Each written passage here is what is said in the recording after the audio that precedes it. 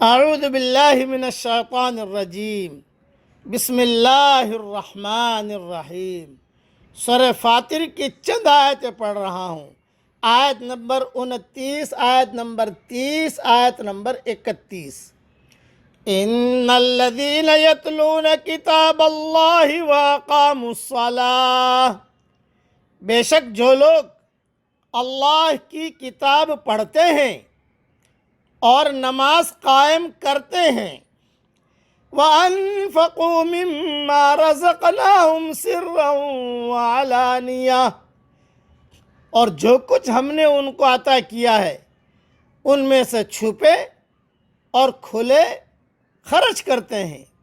یرجون تجارتا لن تبور، وہ ایسی تجارت کے امیدوار ہیں جو کبھی ضائع نہیں ہوگی۔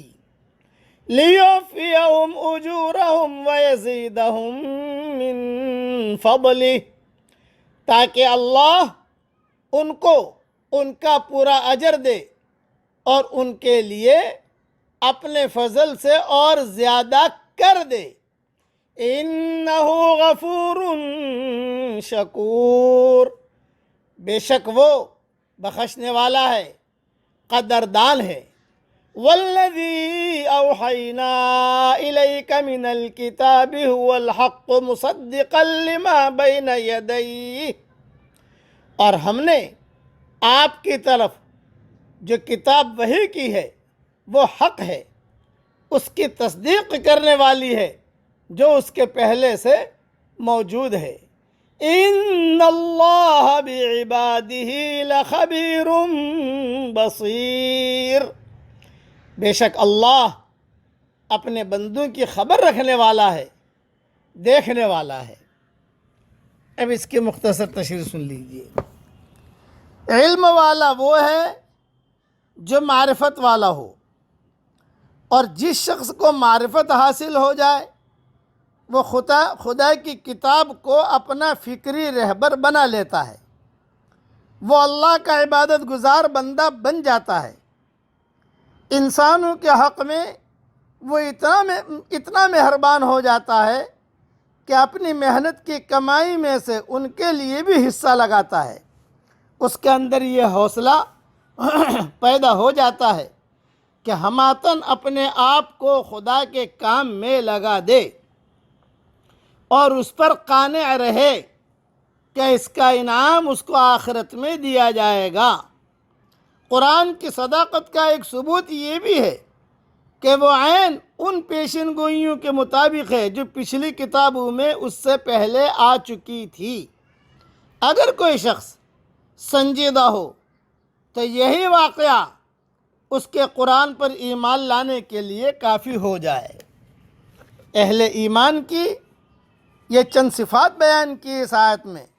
مومن بندوں کی نیک صفتیں بیان ہو رہی ہیں کہ وہ کتاب اللہ کی تلاوت میں مشغول رہا کرتے ہیں، ایمان کے ساتھ بڑھتے رہتے ہیں، عمل بھی ہاتھ سے جانے نہیں دیتے، نماز کے پابند، زکوٰۃ خیرات کے عادی، پوشیدہ علانیہ اللہ تعالیٰ کے بندوں کے ساتھ سلوک کرنے والے ہوتے ہیں، اور اپنے مال کے ثواب کے امیدوار اللہ سے ہوتے ہیں جس کا ملنا یقینی ہے۔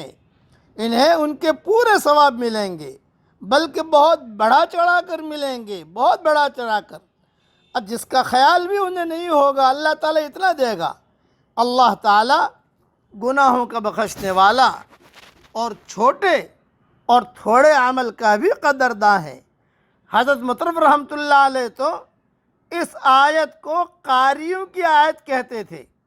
مسند احمد کی ایک حدیث میں ہے کہ اللہ تعالیٰ جب کسی بندے سے راضی ہوتا ہے تو اس پر بھلائیوں کی ثنا کرتا ہے جو اس نے کی نہ ہو، اور جب کسی سے ناراض ہوتا ہے تو اسی طرح برائیوں کی۔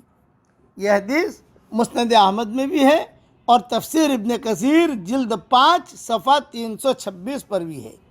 قرآن اللہ کا حق کلام ہے، اللہ کا کلام ہے جو حق ہے۔ جس طرح پہلی کتابیں اس کی خبر دیتی رہی، یہ بھی ان پہلی سچی کتابوں کی سچائی ثابت کر رہا ہے۔ رب خبیر و بصیر ہے، ہر مستحق فضیلت کو بخوبی جانتا ہے۔ انبیاء علیہم السلام کو اور انسانوں پر اس نے اپنے وسیع علم سے فضیلت دی ہے۔ پھر انبیاء علیہم السلام میں بھی آپس میں مرتبے مقرر کر دیے ہیں، اور علی الاطلاق جناب حضرت محمد صلی اللہ علیہ وسلم کا درجہ سب سے بڑا کر دیا ہے۔ یا اللہ اپنے تمام انبیاء علیہم السلام پر درود و سلام بھیج۔ اب میرے ساتھ پڑھ لیجئے، ربنا ہب لنا من ازواجنا وذریاتنا قرۃ اعین وجعلنا للمتقین اماما۔ اسے قرآن شریف کی یہ آیت ہے، بار بار پڑھنے سے، ہر فرض نماز کے بعد پڑھنے سے اللہ تعالیٰ نسلوں کو دیندار بناتا ہے اور متقیوں کا اللہ امام بناتا ہے۔ اللہ تعالیٰ یہ دعا ہم سب کے لیے قبول فرمائے، آمین۔ وآخر دعوانا ان الحمد للہ رب العالمین۔